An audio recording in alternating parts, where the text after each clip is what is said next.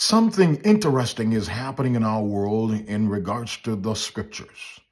The book of Ezekiel contains 48 chapters, and in those 48 chapters, the first 10 chapters are devoted to the destruction of the temple and the very fact that God himself has lifted himself from the temple floor and his move into the heavens. But Ezekiel prophesied that in the latter days, praise be the name of God, that God is going to build a new temple. He's going to allow the people to build a new temple. Why a new temple with animal sacrifice? Well, if you are a Bible student, stay tuned. If you're not a Bible student, scroll on, move on to something else. But this is what I want to declare to you. In the book of Ezekiel, chapter 44 to 48, and particularly 47, the Bible says that in the new temple, the river shall be flowing out of it, which gives life to the fish in the sea, and also the very fact that the fruit of the trees on either side of the river, that is for the healing of the nation.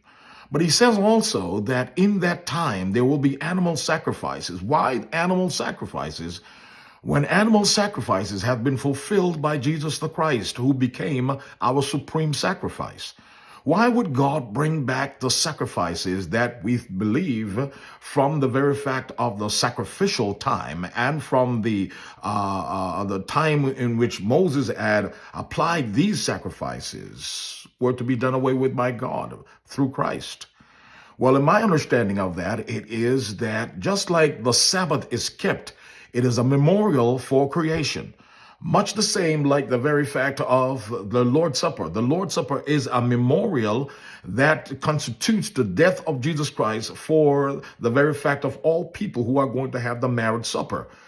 But more importantly, as we recognize in chapter 47 of Ezekiel, the Bible declares that the waters are going to come through and from the temple, and from the temple, we're going to see that the fishes are going to be multitudinous. We're going to see that the fruit trees on either side of the river are going to be plenteous, and the fruit trees are for the healing of the nation.